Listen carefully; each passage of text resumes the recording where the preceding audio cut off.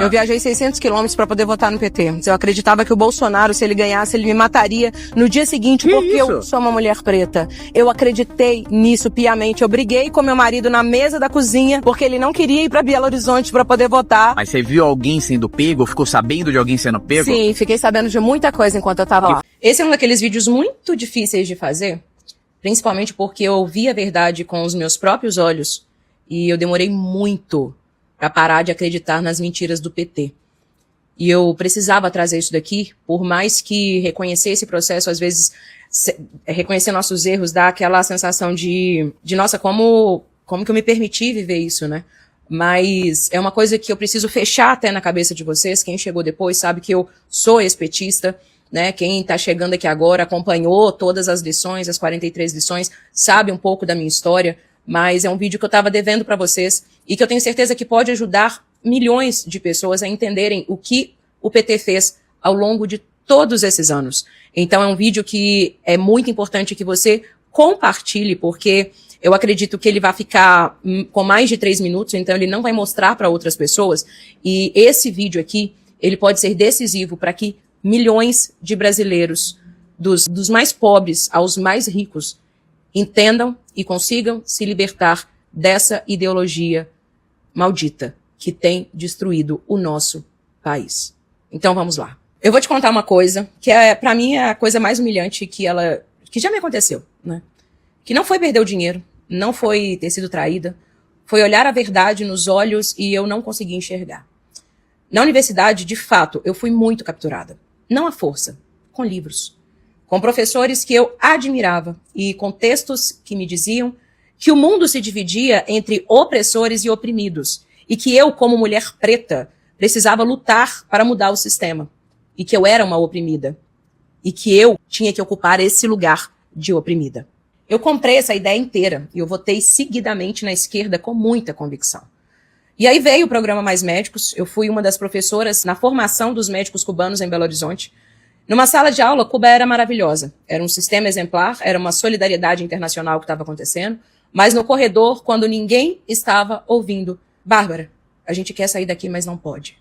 O governo pagava mais de 10 mil reais por médico, eles recebiam uma migalha. A família era refém em Cuba. Se eles desertassem, eram 8 anos sem voltar. Eu olhei nos olhos de gente que os olhos pediam socorro em voz baixa. Sabe o que eu fiz? Nada. Eu relevei, eu segui votando igual. Porque eu ainda acreditava que dava para mudar o sistema por dentro. Eu me formei para isso. Eu fiz matérias de gestão pública querendo mudar o SUS e querendo gerar resultado na ponta para a população. Eu entrei na Secretaria Municipal de Saúde em Ribeirão das Neves, num governo do PT. E em pouco tempo eu vi uma politicagem rasteira, o favorecimento, tudo que eu tentava implementar esbarrava no muro de quem tinha compromisso única e exclusivamente com o poder. Até que eu questionei na época o secretário adjunto de saúde e ele respondeu com uma cara de paisagem que política é assim mesmo. Naquele momento algo desmontou dentro de mim. Eu pedi exoneração e saí. Mas sabe o que o sistema faz? Ele te oferece uma segunda chance de continuar acreditando. E surgiu a oportunidade no ano seguinte de eu ir para a Secretaria Estadual de Saúde de Minas. E eu pensei, no estado vai ser diferente. Tem muito recurso, as pessoas querem fazer as coisas de verdade.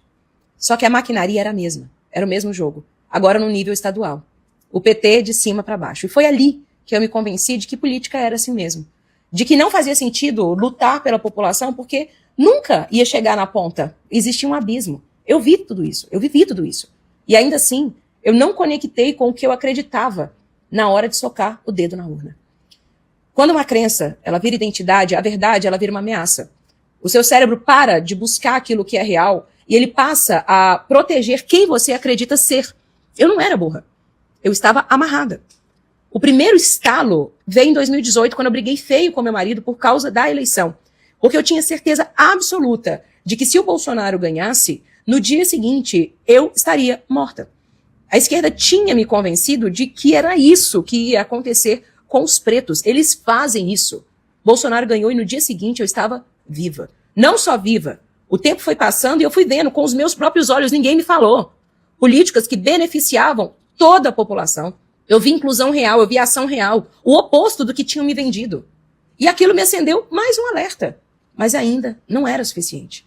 O que foi decisivo para mim foi a pandemia. Porque eu vi um homem, Bolsonaro, lutando por cada brasileiro, enquanto o sistema vendia, através das mídias, uma realidade completamente diferente do que eu estava vendo com os meus olhos. A distância entre o que eu via acontecer e o que a narrativa oficial dizia que estava acontecendo ficou grande demais para mim para poder ignorar. E foi ali que essa amarra se rompeu de vez. Não foi num clique, foi um rasgo. Ficou claro para mim que o coro autoritário da esquerda, durante a emergência sanitária, era, na verdade, o sintoma do jogo que importa, o jogo geopolítico.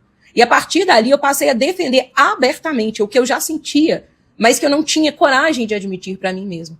Não foi um momento, foi uma travessia de anos. E eu te conto isso porque talvez agora você esteja olhando para alguma verdade na sua vida e não esteja conseguindo ouvir. Não porque você é fraca, mas porque essa amarra virou uma identidade. E cortar parece que é cortar um pedaço de você, mas não é. É cortar o que alguém instalou e que você confundiu com a sua própria identidade consigo mesmo. Então chegou a hora, de fato, de nós, que hoje temos clareza de como esse processo acontece, de como a esquerda utiliza as ferramentas de manipulação, de nós entendermos que as pessoas mais humildes, elas não votam na esquerda porque elas são burras, não, de forma alguma. Pelo contrário, na construção dos meus conteúdos, eu tenho percebido cada vez mais a inteligência do povo brasileiro, porque aqui nessa rede social que você está agora, nesse perfil, você vê pessoas de todos os tipos e elas entendem aquilo que eu falo. Por quê? Porque elas não são desprovidas de inteligência, muito pelo contrário. Muitas vezes nós podemos ter assim uma categorização rápida, né, de falar que a esquerda é burra, e não. É formada de pessoas muito inteligentes. E muitas dessas pessoas estão passando por um processo, assim como uma mulher custa sair de um relacionamento abusivo, elas passam pelo processo de negação. Não é possível que ele fez isso com toda a população. Não é possível que a esquerda nos enganou todo esse tempo. Sim, não só é possível, como nós estamos vendo isso cada vez mais claro com os escândalos do INSS, com os escândalos do Banco Master, com todos esses escândalos que você está vendo com seus olhos. Você precisa enxergar a verdade. Você precisa enxergar a verdade. Os passaportes que foram bloqueados, negados, cancelados, até que seja investigado, todo o programa Mais Médico não foi à toa. De fato, o que aconteceu aqui foi sim um regime para beneficiar a Cuba, através da exploração do trabalho dos médicos. E às vezes eu sei o quanto isso é difícil de acreditar, porque a fala é diferente. Porque uma pessoa, ela simplesmente não fala, estou trazendo médicos cubanos aqui para poder oferecer um servicinho aí para vocês na ponta, no programa Saúde da Família, mas eles vão vir num regime análogo à escravidão. Eles não vão falar isso. Eles vão falar e vão pegar naquilo que mais te dói. E através disso, vão construir dentro da sua cabeça de que eles são os salvadores. É tudo muito bem pensado. Eles conhecem a psicologia humana de cabo a rabo. Então, para que a gente consiga, de fato, vencer esse processo, nós precisamos estar de olhos muito abertos e nunca, jamais, negligenciar a inteligência dos brasileiros. Eu conto com vocês para espalhar essa mensagem, para que mais pessoas tenham acesso a esse vídeo, para que mais pessoas tenham acesso à verdade. Qual a sua profissão? Sou ex-funcionária do PT. Não é mais? Graças a Deus, não. Você, como uma mulher preta, pode falar assim? Pode, claro. Tá, é que eu não sei. Eu sou uma mulher preta. Tudo bem. Se sente protegido ou não por eles? De forma alguma. Nunca. Não teve nenhum governo que se preocupou tanto com a população negra e a população mais pobre, como foi o governo do Bolsonaro. E qual foi esse ponto de virada, então? Eu viajei 600 quilômetros para poder votar no PT. Eu acreditava que o Bolsonaro, se ele ganhasse, ele me mataria no dia seguinte, porque eu sou uma mulher preta. Eu acreditei nisso piamente. Eu briguei com meu marido na mesa da cozinha, porque ele não queria ir para Belo Horizonte para poder votar. Mas você viu alguém sendo pego? Ficou sabendo de alguém sendo pego? Sim, fiquei sabendo de muita coisa enquanto eu tava lá. Que foi pego? Que foi pego e que depois não deu em nada. O que mais era defendido lá dentro que hoje você fala, cara, isso não é uma coisa legal? A manobra que eles têm de articulação, de falar, nós somos os únicos que se preocupam com as mulheres. Nós que combatemos a violência contra a mulher. Mas você acha que se preocupa ou não? Não, porque quando é pra votar lei, por exemplo, pra poder castrar, pega a menina de 12 anos, que pega a mulher, que viu a mulher, eles vão lá e botam contra. O feminismo, ele defende o quê que eu não entendi até agora? É uma revolução sexual, ou seja, a mulher pode o que ela quiser com o corpo dela. Daí vem o meu corpo, minhas regras, que infelizmente acabou transformando a questão de ser puta o novo normal. Então não adianta você, por exemplo, falar de uma lei da misoginia, que eles querendo defender essa lei, falavam que ela é a causa de existirem muitos homens agressivos, quando na realidade as músicas que eles colocam pra tocar nos funks, kika, kika, kika, jogo na cara, bato na cara, te jogo no chão, como se a mulher fosse um simples objeto. A Comissão das Mulheres não serve pra ajudar a resolver isso? Deveria, só que hoje a Comissão das Mulheres tem como presidente um homem biológico. Não dá, sendo excluído as mulheres da parte de decisão, é isso que você tá me falando? Eu posso afirmar isso pelo seguinte, hoje, os espaços das mulheres, se isso não chegar a uma ordem, de fato, o espaço da mulher já foi retirado, usurpado, numa presidência que é de comissão, que é uma comissão em defesa dos direitos das mulheres. Hoje tem uma pessoa que é trans nesse lugar. São mais de 600 medalhas que pessoas trans retiraram a possibilidade de mulheres ganharem. Nós entendemos, a direita entende, a direita quer resolver, a militância quer usar. Esse é o meu BO com a militância. É isso. A militância faz do trans gato e sapato. Usa, né? Manipula, né? Usa e manipula. Que dia que a esquerda vai resolver o problema do trans, meu amigo? Nunca. Porque Nunca. é igual eu falo. PT tá há quantos anos no poder? Por que ainda existe MST? Ué, se uma coisa que tinha que ser acabado em mais de 20 anos, era o MST. Sem sombra de dúvida. Não vai acabar. Mas por que continua? Porque é massa de manobra. Massa de manobra. Da mesma forma que as pautas... Gente, nós estamos falando de um país justo, e um país justo, ele pressupõe que nós estamos falando do povo brasileiro, que é uma coisa que todo mundo criticava o Bolsonaro, isso afeta todas as pessoas. Se nós estamos falando... E eu vou pegar, porque eu te falo, a minha visão... discutir banheiro em pleno 2026 é a coisa mais idiota do planeta. Eu não queria estar envolvida nessa discussão. Porque eles vivem através da militância, daquilo que a militância impregna na cabeça deles em função da manipulação. Que é feito como relações de dependência emocional que eles criam. Somente nós podemos resolver o problema de vocês. Vocês são vítimas da sociedade. Nós somos os narcisistas protetores. Gente, se a gente fizesse jogo de entender que existe um narcisista que está fazendo os trans de vítima e cujo único objetivo dele é a manutenção do poder, cara, você desfecha isso. E eu te falo mais. Sabe o que é pior para mim? É uma pessoa ficar escondida atrás de uma saia, sendo um homem e agredindo as mulheres. Isso, para mim, é o que gera mais incômodo nessa história toda. Porque se o presidente da comissão das mulheres está gritando imbecis para todas as mulheres, ele está normalizando a violência e está vindo todo mundo em debandada, normalizando a violência contra as mulheres. Só que essa violência, essa violência está sendo praticada por homens. Não é por mulheres, cara. Assim como a esquerda usa e continuará usando os pretos que não acordarem, as mulheres que não acordarem, os gays, lésbicas e todas as pessoas que eles colocam como minoria e que não acordarem. Porque uma coisa é a disforia de gênero, uma coisa é a pessoa lá, inclusive, fazer a cirurgia, mudar a sua genitália. São coisas que, de fato, estão acontecendo e que acontecem mesmo. Uma outra coisa é homem barbado falar que simplesmente se tornou porque passou a validar. Perfeito. Esse é o problema. Para mim, isso daí que tá assim, chegou num lugar que não é mais aceitável. E existe gente muito boa. É disso que eu tô falando. As boas estão pagando pelos maus. Exato. Só que estão pagando pelos maus. Por quê? Porque não foi pensado, de fato, política para esse público. Perfeito. As pessoas que estão eleitas, dizendo que iam defender essas pautas de minoria, não estão fazendo isso. O que eles estão fazendo é querer empurrar isso para dentro da goela da população. É por isso que eu te falei. O Flávio anunciou um vice que é odiado pelo sistema. E eu preciso te contar quem é esse homem.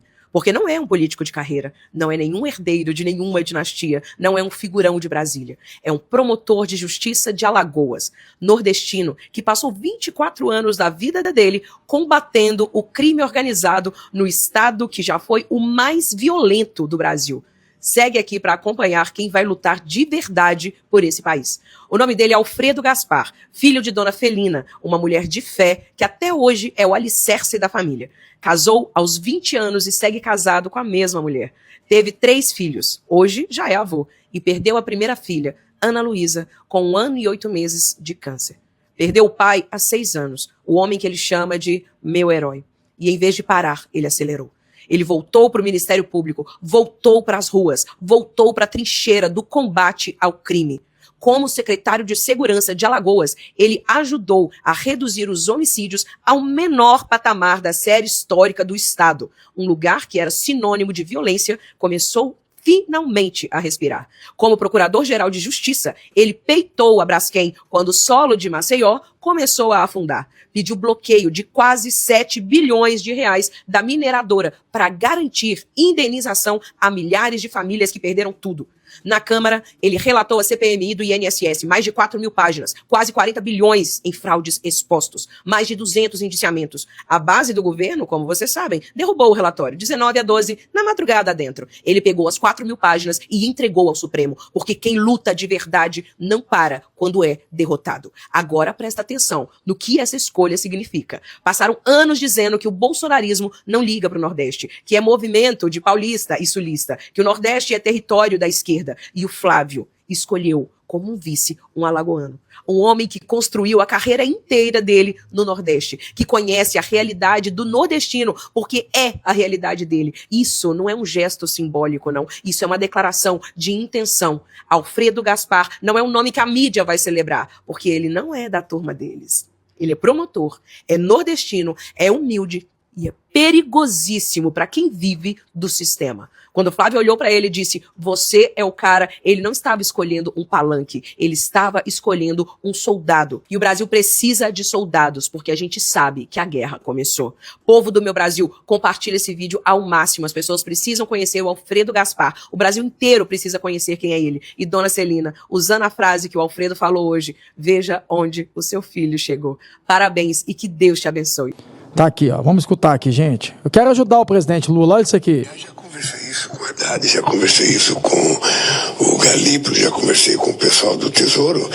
Ou seja, eu acho que nós temos que fazer uma diferenciação, Silvana. É o seguinte, você tem, sabe, vários tipos de carne. Você tem carne chique, de primeiríssima qualidade, que o cara que consome ela pode pagar o impostozinho. Agora você tem um outro tipo de carne, que é a carne que o povo consome. Né? Frango, por exemplo, você tem imposto. O frango faz parte do dia a dia do povo brasileiro. O ovo faz parte do dia a dia, sabe? Então, uma carne, sabe, um músculo, uma fêmea, um colchão mole, sabe? Tudo isso pode ser evitado. Eu não entro em detalhe porque tem muita gente importante trabalhando nisso. Mas eu acho que a gente precisa colocar a carne na cesta básica, sim. Tá? Sem que haja imposto, você pode separar a carne, você pode selecionar a carne. Sabe? Você vai comprar uma coisa importada chique, tem que pagar imposto. Eu estou falando em imposto do povo brasileiro, ou seja, o povo mais humilde, o povo trabalhador, a classe média baixa, sabe? Essa gente que vai no açougue comprar um pedaço de carne não poderia pagar imposto, sabe? Como se fosse, sabe, uma pessoa mais rica. Resumir, né? Igual ele falou aqui, né? O pessoal que é mais humilde, mais pobre, não pode ir no açougue comprar uma carne e pagar imposto. Então, vou refrescar a memória dele, então. Vai colocar isso aqui agora para vocês escutarem, que aí foi na campanha. Olha aqui. Agora, quando é que o povo gosta? Olha como é que o povo gosta. Nós vamos voltar a reunir a família no domingo e nós vamos fazer um churrasquinho. E nós vamos comer uma fatia de picanha com uma gordurinha passada na farinha e tomar uma porra de uma cerveja gelada. Pronto, o que eu quis dizer é o seguinte, que o povo ia comer picanha. Que legal! Desse jeito vai sobrar só a farinha, né? Então, mas aí eu queria fazer uma sugestão que já que ele vai vir, né, com a proposta, à vez do governo, para nós aqui, para poder aprovar, para isentar essas carnes, igual carne de frango, eu vou fazer um projeto aqui para que também as carnes, também toda carne bovina, inclusive a picanha. Porque ele falou, ele prometeu na campanha que a população brasileira ia comer picanha, que a população brasileira não pode chegar no açougue e comprar uma carne e ter imposto. Como é que a população brasileira vai chegar no açougue e pedir uma picanha com imposto imposto. Então, nós vamos zerar a questão do imposto de todas as carnes. Picanha, filé mignon, tem que ser todas. Por que só o povo tem que comer só frango? Por que o povo tem que comer só ovo? O povo tem que comer de tudo aí. Porque eu mostrei uma licitação aqui do governo dele aqui, abrindo licitação de filé mignon. Por que então o governo pode comer filé mignon e o povo não pode comer a picanha? Então é simples que eu vou resolver aqui e eu tenho certeza que eu vou ter apoio até da base, né, da base que apoia o presidente, inclusive dele. Eu tenho certeza que se esse projeto for aprovado aqui, ele vai funcionar, porque partiu dele na campanha falar que o povo ia comer picanha. Chegou a hora, Lula, do que você falou, para praticar. Você vai ter que praticar aqui. Bora praticar. É simples. Eu estou criando um projeto aqui agora para que a carne bovina seja isenta de imposto. Porque aí, população brasileira, como o Lula disse, vocês podem comer picanha. Vocês vão chegar lá no açougue lá e não vai pagar imposto na picanha, não. Não tem que ser só pé de galinha e frango, não. Tem que ser todas as carnes. Se um presidente da República, um senador, né, ministros, pode comer picanha, pode comer filé mignon.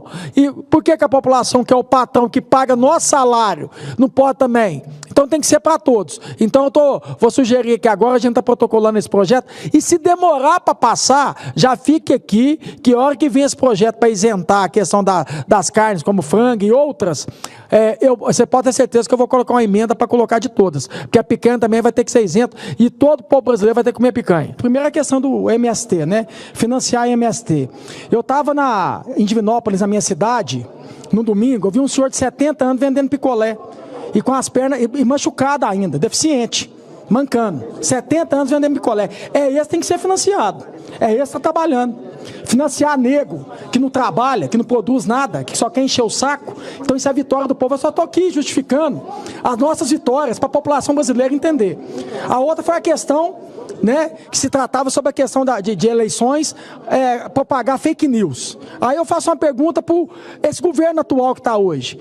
O que é fake news? Porque esse dia para trás eu fiz um questionamento, mandou a Polícia Federal me investigar. E eu provei que eu não fiz fake news. Então um cidadão do bem, que chega na época da eleição, compartilha algum vídeo, e o governo que está hoje, que fez até o Ministério da Verdade, interpreta como fake news, poderia pegar até 5 anos. Derrubamos também. Agora eu queria falar sobre a saidinha. Inclusive parece, presidente, que o presidente Lula disse que vai entrar no STF. Peraí, respeita a casa legislativa. Entrar no STF para quê? Vocês perderam 2 vezes. Vocês querem perder mais 3? Qual que é o sentido de entrar no STF? Aí eu queria falar o seguinte para quem defende a questão da saidinha. Eu vou falar para vocês, a saidinha lembra muito a questão do fundo eleitoral e também a Lei Rouanet. Na teoria, gente, é tudo lindo, mas na prática não funciona. O fundo eleitoral fala que é para poder beneficiar aquele candidato que está chegando agora, para poder equilibrar. Mas nunca que aquele pequeno tem o fundo eleitoral, quem pega é só os caciques. Os pequenos nunca pegam. É igual também a Lei Rouanet. Fala que é para poder equilibrar, para aquela artista que está começando agora poder ter oportunidade. Mas esse artista pequeno nunca recebe a Lei Rouanet. Quem pega é os grandes. É os artistas grandes que estão aí para todo mundo ver. Está escancarado para todo mundo ver. Aí, essa questão da saidinha, ó, Cleitinho, é para poder socializar eles, e poderem ver a família. Olha a quantidade que tem de gente que vai, que sai e comete crime. Então não serviu. Na prática não funcionou. Então tem que acabar. Deu uma chance. Não teve a oportunidade de aproveitar essa chance, acaba com a saidinha. Então, para você que é a favor da saidinha, eu vou dar um recado para você. Essas festas que tem, né, datas especiais, que eles poderiam sair e não vai poder sair mais, você que é a favor da saidinha, vai lá passar com eles. Vai lá no pavilhão 3, pavilhão 4, vai lá. Para o presídio passar com eles. Você também, presidente Lula, você que é tão a favor da saidinha, vai ter as datas especiais, vai chegar o Dia dos Pais agora também, que é em agosto. Aí eu faço um convite para você, já que você é tão a favor da saidinha, e a gente acabou com ela, você vai lá e passa com eles. É simples. Saidinha, sabe o que precisar para eles? Para eles capinar um lote. Tá cheio de rua suja aí. Eles deviam ter a saída deles para trabalhar. É isso que deveria. Ou se não for para isso, a saidinha tem que ser para o quinto dos infernos. Pro quinto dos infernos. Acabou! Acabou a saidinha. Acabou. E respeite o Congresso Nacional. Respeite os deputados e senadores. O poder legislativo tem que ser respeitado. Os poderes são independentes. Respeita o poder legislativo. A gente não vai aturar e aceitar isso. E para você novamente, que que quer defender a saidinha, nas datas especiais, eu faço um convite para vocês. Vai lá passar na cadeia. Agora eu queria entrar no assunto aqui, presidente, que me chamou a atenção aqui, licitação do Ministério da Cidadania. Ministério da Cidadania, e está no Portal Nacional de Contratações Públicas. Eu estou encaminhando para o TCU para poder averiguar isso aqui, porque pode ter tido algum erro aqui, mas está lá. Ministério da Cidadania, a licitação, Portal Nacional de Contratações Públicas. Vocês podem entrar lá que está lá. Eles pagaram, presidente, no leite em pó, R$ 62. Você, pai, no supermercado, a gente fez alguma pesquisa aqui, colocou uma média aqui, R$ 17,73. Pagaram 62 no leite em pó. E aqui a gente acha aqui no supermercado, aqui em Brasília, aqui por 17,73. Aí, vem uma diferença aqui para vocês terem noção.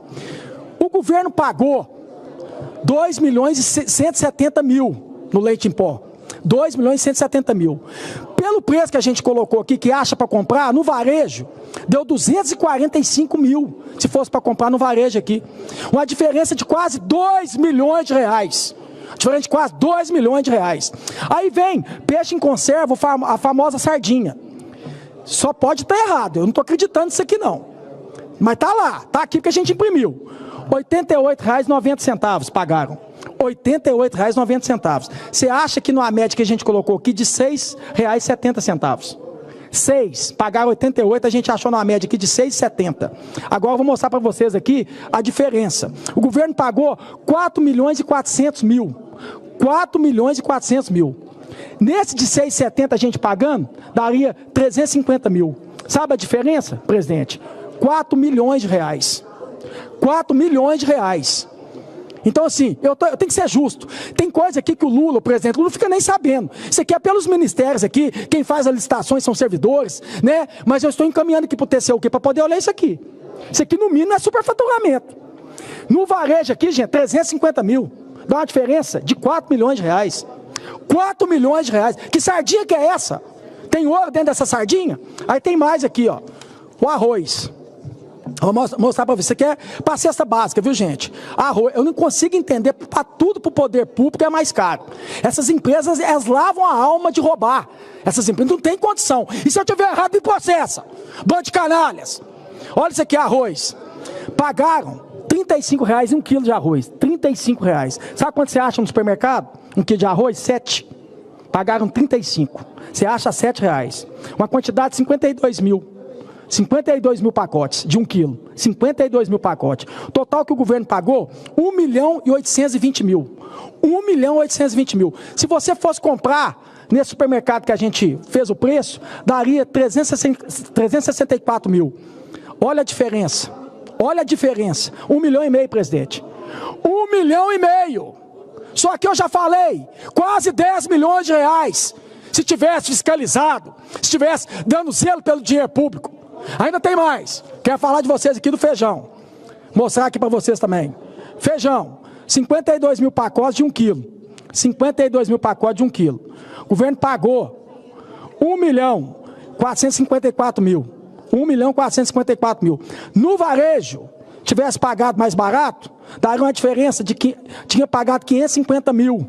Uma diferença de 1 milhão de reais. O governo pagou R$ 37,00 um pacote. E aqui você paga aqui a R$10. A R$10. Eles pagaram um total de 1 milhão, quase 1,5 milhão. Você comprando aqui daria 550.000. Deu uma diferença de 1 milhão de reais. 1 milhão de reais. Eu estou falando aqui, só nessas compras aqui que eu fiscalizei, que eu estou mostrando para vocês, dá quase 10 milhões de reais de diferença. 10 milhões de reais de diferença. Isso é dinheiro do povo, gente. Para você que é pagador de imposto, que paga seus impostos rigorosamente em dia. Tudo, eu canso de falar isso. Tudo que vocês consomem, 50% é de imposto. Aí, tá aqui, ó. Estou mostrando para vocês aqui. Eu estou encaminhando aqui para o TCU aqui, porque no mínimo isso aqui é superfaturamento. E a minha função, a minha atribuição aqui é fiscalizar. Além de legislar, é fiscalizar. E eu estou ajudando o governo. Porque várias denúncias que eu fiz aqui na tribuna aqui, voltaram atrás e não compraram. Aí deu economia para os cofres públicos. E o que eu espero aqui é que volte atrás disso aqui. Volte atrás disso aqui. A gente está falando aqui uma diferença de quase 10 milhões de reais de compra. O que é isso aqui? Dinheiro virou capim? Dinheiro do povo? Capim? E a nossa função é essa aqui, fiscalizar. Tudo que eu estou olhando aqui, gente, é maior, paga mais. E eu vou ficar calado numa situação dessa aqui? Pois é, eu fiz questão de trazer aqui a ex-petista no início desse vídeo, né? Mostrando como que eles ganham a mente do pobre e das pessoas mais desprovidas de inteligência, porque não tem como, pessoal. Olha só, tem uma entrevista, na verdade, um discurso do Lula, né? Onde ele falou o seguinte, preste atenção nisso aqui. Eu não vou colocar aqui agora, que eu não vou nem perder meu tempo procurando. Mas ele fala assim, depois você procura aí. Fala bem assim, olha. No meu mandato, meu terceiro mandato, eu vou exterminar com a pobreza no Brasil. Até dezembro de 2026, eu vou acabar com a pobreza, com a miséria no Brasil. Pois é, senhor Lula, está faltando poucos dias para terminar o ano de 2026 e o terceiro mandato de Lula, e tem milhares, se não milhões de pessoas passando necessidade e fome. Olha só, pessoal. Quando a gente fala assim, passando necessidade de fome, talvez você pense assim, não, mas todo mundo tem comida.